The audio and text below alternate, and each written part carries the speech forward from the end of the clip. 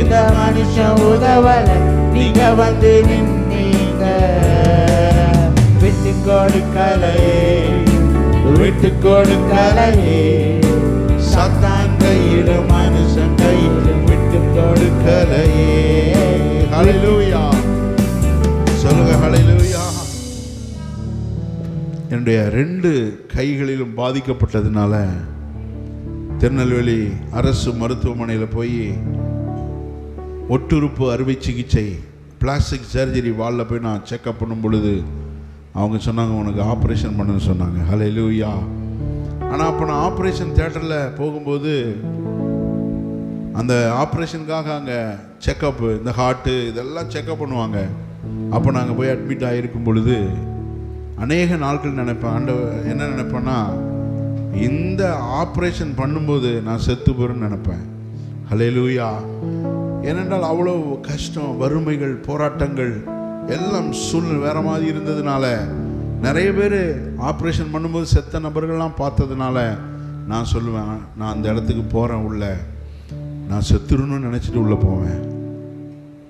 ஆனால் பாருங்கள், ஆப்ரேஷன் முடிந்து காலையில் 9 மணிக்கு உள்ள தேட்டருக்கு கொண்டு போவாங்க. ஆப்ரேஷன்லாம் பண்ணி முடித்து மதியானம் ஒரு 3 மணிக்கு என்னை பெட்டில் கொண்டு போடுவாங்க. அந்த மயக்கம் தெளிய தெளிய நான் அப்படியே அழுவேன். ஏன்னா என்னால் அவ்வளோ கஷ்டங்கள், பாடுகள், போராட்டங்கள், அவ்வளோ வறுமை, அவ்வளோ கஷ்டம். ஆனால் பாருங்க, டாக்டர்கள் ஆப்ரேஷன் பண்ணி செயல்படாத என்னுடைய கரங்களை ஆண்டவர் செயல்பட வைத்தார். கையை வைத்து ஆமென் சொல்லுவோமா? ஹல்லேலூயா. டாக்டர் சொன்னாங்க, நீ வெயிட் தூக்கக்கூடாது, உன் பட்டனை உன்னால் போட முடியாது அப்படின்னு சொன்னாங்க. ஆனால் என்றைக்கு நான் ஊழியத்திற்கு வந்தேனோ அன்னையிலிருந்து இன்று வரை 2 சக்கர வாகனத்தை நான் ஓட்டுறேன். ஹல்லேலூயா. அது பாருங்க, என் மனைவி பிள்ளை எல்லாம் வைத்து நான் போவதற்கு இந்த கரங்களை ஆண்டவர் பலப்படுத்தினார். எல்லாம் கையை வச்சு ஆண்டவர் மகிமைப்படுத்துவோம். ஏன்னு சொல்கிறேன், வாலிபர்களின் வாலிபம் என்பது ஒரு அருமையான ஒரு காரியம். ஹல்லேலூயா.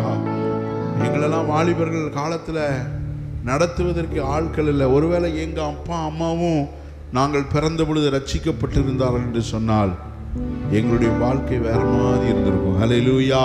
நாங்கள் பிறந்ததிலிருந்து ஆண்டவரை அறிந்தே நாங்கள் வளர்ந்துருப்போம். தவறான பழக்க வழக்கத்தை நாங்கள் போயிருக்க மாட்டோம், ரவுடித்தனம் பண்ணியிருக்க மாட்டோம். ஆனால் ரட்சிக்கப்படாத பெற்றோருக்கு நாங்கள் பிறந்ததுனால மிகவும் பாடுகளையும் வேதனைகளையும் துன்பங்களையும் அனுபவித்து 25வது வயதிலே ஆண்டவராகிய இயேசுவை முழுமையாக ஏற்றுக்கொண்டேன். ஹல்லேலூயா.